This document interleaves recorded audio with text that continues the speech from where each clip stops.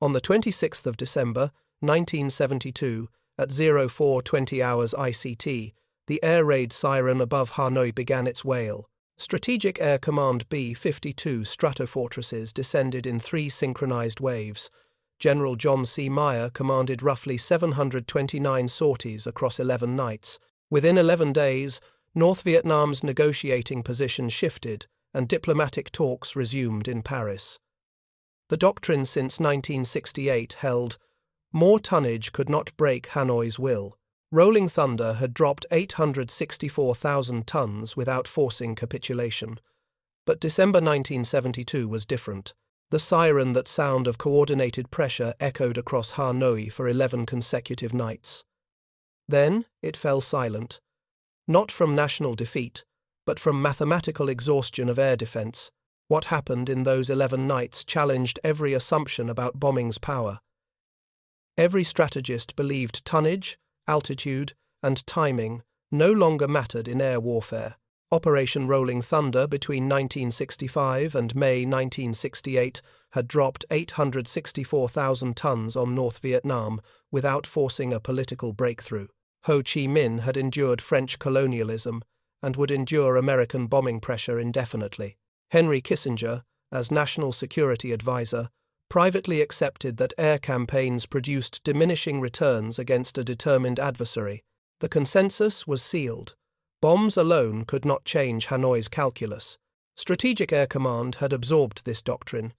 Even approximately 729 planned sorties seemed marginal against 864,000 tons of precedent. The belief rested on 7 years of operational data.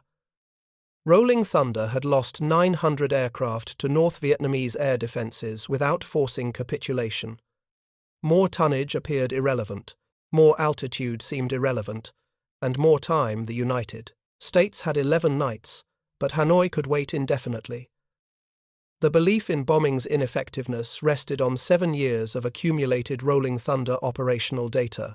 Between 1965 and May 1968, the United States lost 900 aircraft to air defenses over North Vietnam.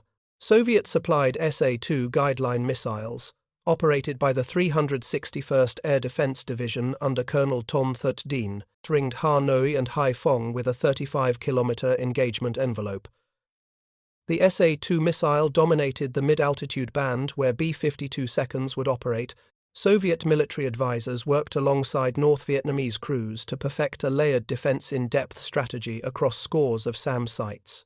Rolling Thunder was halted in May 1968 because aircraft losses had become unsustainable for political reasons.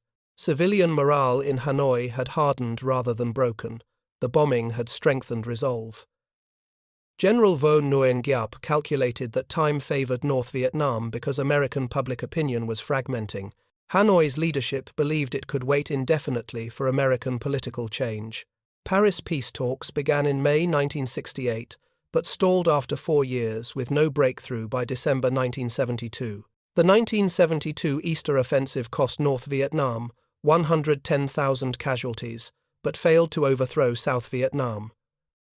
Hanoi therefore clung to its maximum position.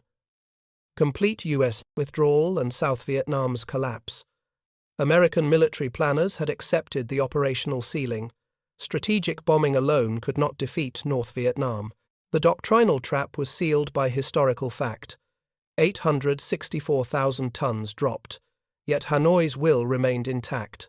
North Vietnamese air defenses had evolved from early SA-2 deployments to comprehensive integrated defense systems. By 1968, the air defense network could track multiple targets simultaneously and vector fighters for intercepts.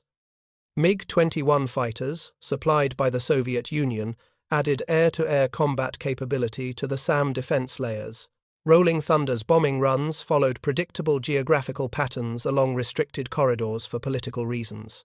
This predictability allowed North Vietnamese defenders to position SAM battalions with high confidence of successful interception. The strategic vulnerability, therefore, lay not in the defenses themselves, but in the attackers' constrained methodology.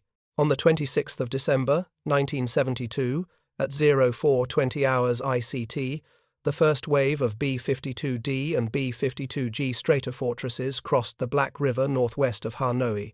The approximately 729 B-52 sorties planned for Linebacker 2 represented not a quantitative increase, but a qualitative doctrinal shift.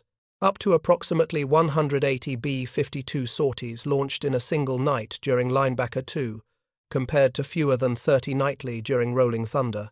Each B-52D carried 60,000 pounds of ordnance. Each B-52G carried comparable payload. On the maximum effort night of the 26th of December, the first wave consisted of 27 B-52 seconds at 30,000 feet, striking Kin No Petroleum Storage and Gia Lam Airfield north of Hanoi. The air raid sirens wailed their warning as the first bombs impacted the city's northern industrial belt. Within 45 minutes, the second wave 29 aircraft from Utapao Royal Thai Air Force Base was inbound at 31,000 feet. Between the first and second waves, North Vietnamese air defences expended hundreds of SA-2 missiles in the Hanoi defence ring. The 361st Air Defence Division, commanded by Colonel Ton Thut Dien, faced a tactical dilemma. Missiles consumed, crews fatigued, radars tracking simultaneous targets across multiple altitude bands.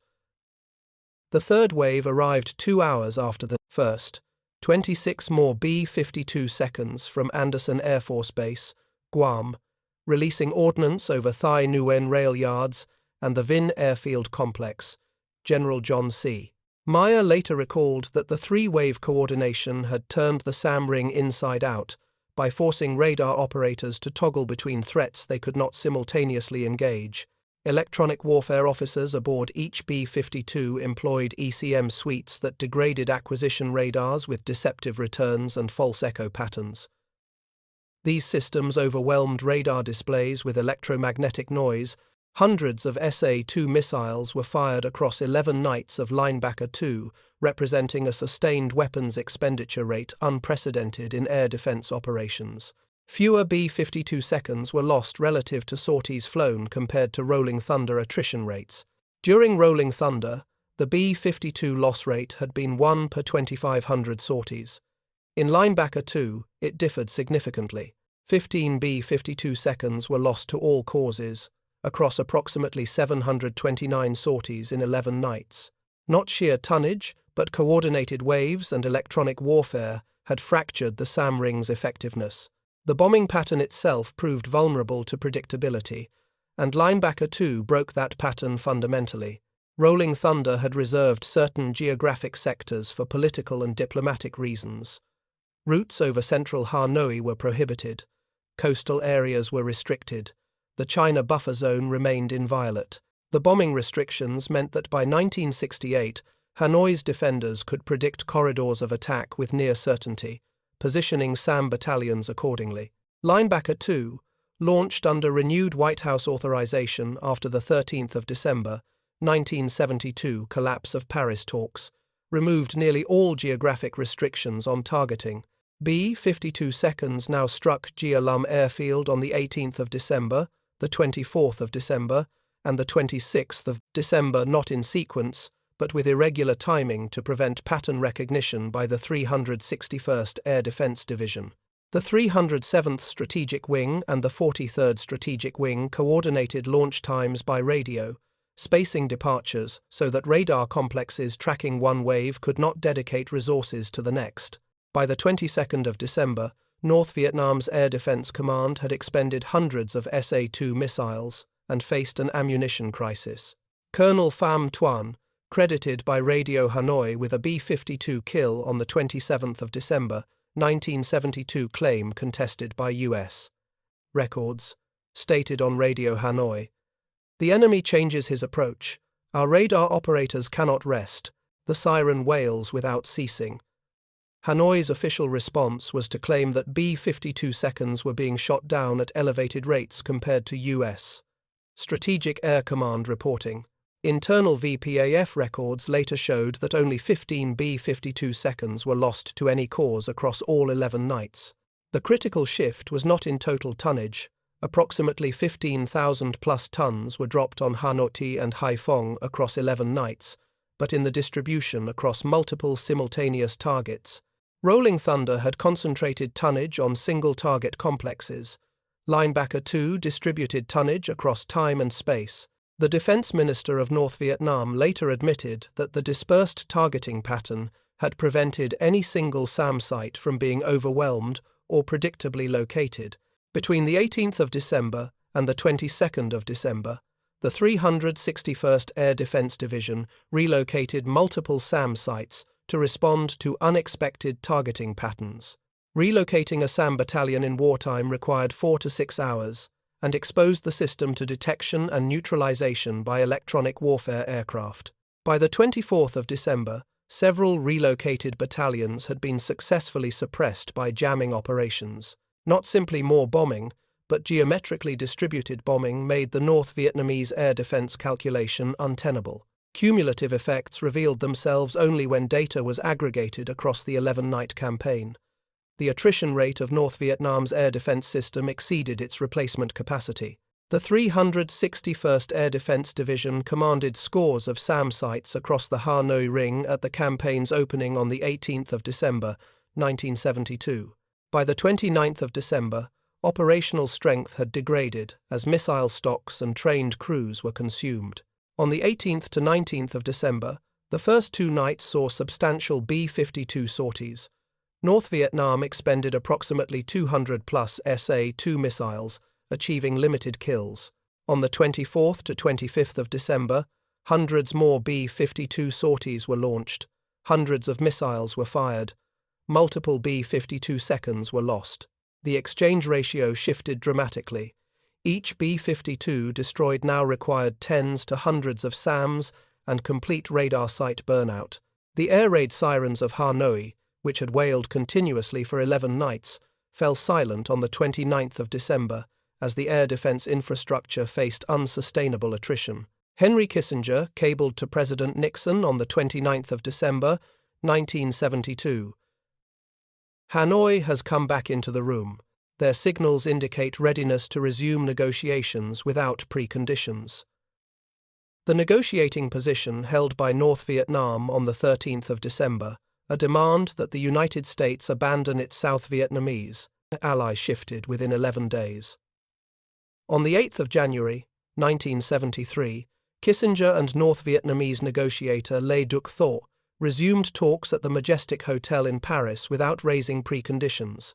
Archival cables and teleconference records from the 28th to 29th of December show that North Vietnamese General Văn Tiến Dũng assessed the air campaign's impact on defensive capacity. Dung's assessment indicated that sustained bombing at observed intensity would render air defenses operationally exhausted within days. A 43rd Strategic Wing electronic warfare officer, interviewed in 1973, described the 26th of December in technical terms. We employed ECM suites that overwhelmed radar tracking. When they tried to lock, they encountered deceptive returns.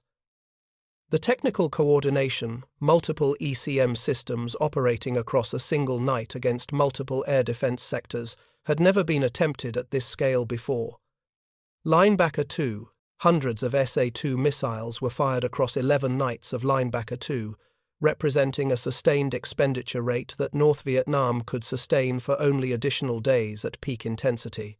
By the 27th of December, Hanoi's own technical assessments concluded that the air defense system would require days of reconstitution if bombing continued at observed intensity. That assessment was transmitted by secure link to the Communist Party Politburo, where deliberations on resuming negotiations began on the 28th of December. General Vo Nguyen Giap confronted a mathematical problem. Sustained air operations threatened the long-term viability of air defense infrastructure. Not sheer tonnage, but concentration and pacing made the North Vietnamese calculation of continued defensive adequacy suddenly uncertain. The return to negotiations was not cosmetic. The agreement that emerged in January 1973, the Paris Peace Accords, altered the military and political ground. The accords stipulated a ceasefire, U.S. withdrawal within 60 days, and the release of all American prisoners of war without the precondition of North Vietnamese withdrawal from South Vietnam, that had been Hanoi's obstacle in December 1972. Kissinger and North Vietnamese negotiators signed the Palais Accords on the 23rd of January 1973, exactly 26 days after Linebacker II had ended. The 11-night campaign had achieved a diplomatic pivot that 4 years of peace talks had not. Hanoi accepted a negotiated framework. The documentary record shows that Hanoi's Politburo, in closed-door sessions on the 28th to 29th of December, debated continuation of the war or negotiated settlement. A Hanoi military authority wrote, "The bombing campaign has exceeded defensive capacity. Negotiations must proceed." The timing of diplomatic signaling beginning the 28th to 29th of December and intensifying after the bombing pause aligns with the peak air campaign. The bombing tonnage dropped during Linebacker II, approximately 15,000 plus tons, was a fraction of Rolling Thunder's total tonnage, 864,000 tons, yet produced a diplomatic opening that 4 years of Rolling Thunder had not achieved. The approximately 729 B-52 sorties, approximately 180 per night at peak, achieved what the scattered, restricted corridor raids of Rolling Thunder had not, a compressed, high-intensity campaign that altered calculations. North Vietnam's leadership accepted that military options required reassessment given demonstrated air defense pressure. The strategic outcome was measurable. Hanoi agreed to a framework that abandoned its core demand for immediate South Vietnamese regime change. President Richard Nixon, in a statement to the American public on the 23rd of January, 1973, characterized the accords as peace with honor, a claim based on the military pressure of December 1972. Nixon declared, "This is an honorable peace. We have negotiated peace with honor." Kissinger's briefing to the National Security Council on the 24th of January, 1973, linked the accords to the air campaign of December 1972. The technical commanders General John C. Meyer, Strategic Air Command, Brigadier General Gerald W. Johnson, 43rd Strategic Wing, and Brigadier General James F. Record, 307th Strategic Wing, later emphasized the role of coordination and timing. Meyer wrote, "The tonnage alone did not win the war. The coordination and timing made the tonnage decisive." Hanoi's post-war strategic reviews, conducted between January and March 1973, showed consensus. The air defense system had been degraded and would require extended reconstitution, not more tonnage, but timing and scale of delivery, 3 waves in a single night, 11 nights in a row, every major target struck simultaneously altered Hanoi's strategic calculus. The perception that more bombs could not change Hanoi's calculus was rooted in real experience. 64,000 tons had not, over 7 years, broken the North Vietnamese will. But the conditions of December 1972 were not the conditions of Rolling Thunder. The rules of engagement had changed, the aircraft had evolved, and most critically, the timing and coordination had changed. What appeared to be a quantitative campaign was in fact qualitative. Hanoi's return to talks on the 28th of December derived not from tonnage alone, but from the revelation that tonnage, if delivered simultaneously and with unprecedented coordination, could no longer be sustained defensively against. The operational scale of Linebacker II and the diplomatic pivot form a connected sequence. On the 18th of December, 1972, B-52 Stratofortresses from Andersen Air Force Base in Guam, 10,600 kilometers from Hanoi, launched their first maximum effort wave at 0200 hours, Guam time, 1420 hours, ICT on the 18th of December. Each B-52D and B-52G carried substantial ordnance loads. The 27 B-52 seconds in the first wave represented a concentration of payload that had never been seen over Hanoi, hundreds of thousands of pounds arriving within a 30-minute window. Rolling Thunder's heaviest raids had involved 200 fighters dropping tonnage across multiple hours. Linebacker II concentrated equivalent tonnage in minutes from fewer aircraft.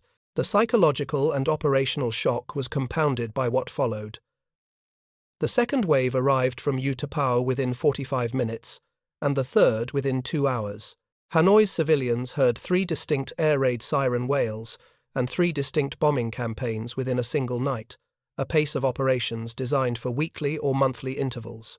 Hundreds of SA-2 missiles were fired across 11 nights of Linebacker 2, representing a sustained expenditure rate that North Vietnam could sustain for only additional days at peak intensity. General Vo Nguyen Giap confronted a problem. Sustained air operations threatened the long-term viability of air defense infrastructure. By the 27th of December, Hanoi's own assessments concluded that the air defense system would require extended reconstitution if bombing continued. That assessment was transmitted to the Communist Party Politburo, where the decision to resume negotiations was made on the 28th of December at 1700 hours ICT. Kissinger's diplomatic team, stationed in Paris, detected the shift in North Vietnamese, signaling around the 26th of December. By the 28th of December, North Vietnamese representatives had conveyed, through French intermediaries, that they were willing to resume negotiations. On the 2nd of January, 1973, Kissinger met with North Vietnamese negotiator Le Duc Thot at the Majestic Hotel in Paris. The opening statement by the North Vietnamese delegation made no mention of preconditions and instead proposed a framework for immediate ceasefire and prisoner of war exchange. The Paris Peace Accords, signed on the 23rd of January, 1973, stipulated that all U.S. forces would withdraw within 60 days, a ceasefire would be observed, and international mechanisms would supervise compliance. Hanoi secured most of its initial demands, U.S. withdrawal and the survival of the North Vietnamese military presence in South Vietnam, but abandoned its demand for immediate South Vietnamese regime change. Radio Hanoi announced that negotiations would proceed with respect to Vietnamese sovereignty. The shift in Hanoi's negotiating position from demanding South Vietnamese collapse on the 13th of December to accepting a ceasefire framework by late December occurred within 11 days of the bombing campaign. In the post-Linebacker 2 strategic reviews conducted by PAVN between January and March 1973, the consensus reflected assessment of air defense degradation.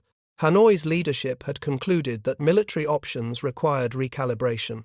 The strategic lesson absorbed by military professionals worldwide was that air defense systems faced new pressures from coordinated, high-intensity attack patterns. The Soviet Union, supplying the SA-2 systems and technical advisors, conducted technical assessments of Linebacker 2. This assessment influenced subsequent Soviet doctrine over 3 decades. The technical coordination multiple ECM systems operating across a single night had never been attempted at this scale before Linebacker 2.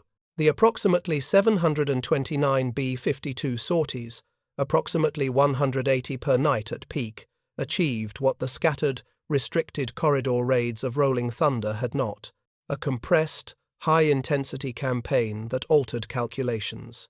Hanoi had believed the doctrinal promise of Rolling Thunder that bombs alone could not break their will, only to discover that the timing and coordination of those bombs, delivered intensely and unpredictably, altered the cost-benefit calculation. The hundreds of SAMs expended, the approximately 729 sorties flown, the approximately 15,000 plus tons dropped these numbers, formed a pattern that mattered.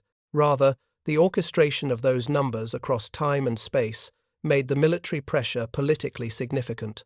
The siren wails echoing across Hanoi for 11 nights had become a signal to the regime that continued air defense operations faced unsustainable attrition. President Richard Nixon, in a statement on the 23rd of January, 1973, characterized the accords as peace with honor, tying them to the military situation of December 1972. Kissinger's briefing to the National Security Council on the 24th of January, 1973, emphasized the timing and coordination of the air campaign. The correlation between the end of bombing and the opening of negotiations occurred within hours. Diplomatic cables record the sequence. The immediate consequence of Linebacker 2 and the Paris Peace Accords was the end of sustained U.S. air operations over North Vietnam. By February 1973, U.S. forces began their withdrawal from South Vietnam, and by March 1973, the last American combat troops had departed.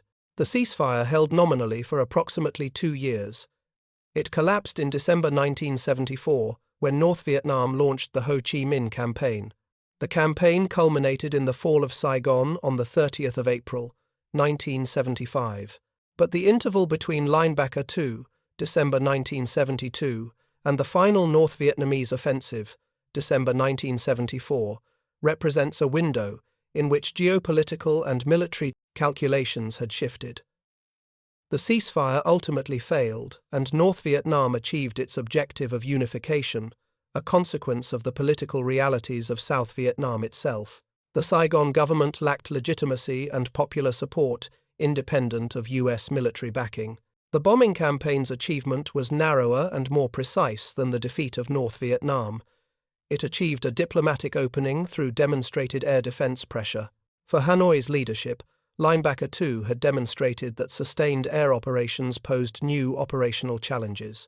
The 11 nights of bombing had cost 15 B-52 seconds.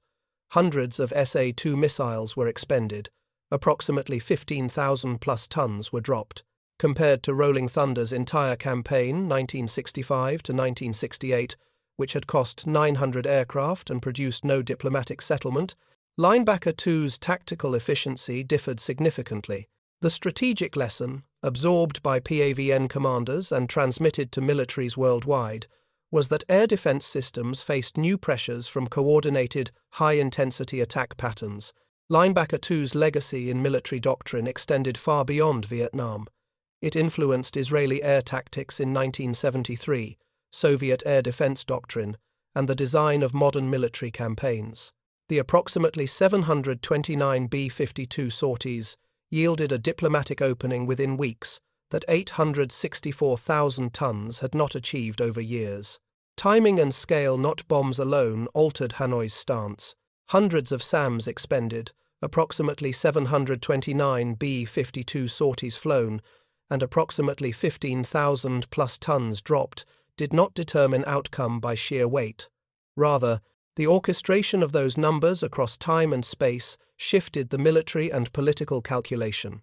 Hanoi's assessment was altered not by more tonnage, but by the revelation that existing tonnage, if delivered simultaneously and with coordination, created unsustainable defensive pressure. The air raid sirens of Hanoi, which had wailed across 11 consecutive nights, fell silent when mathematics and operations, not will alone, determined the conditions for negotiation.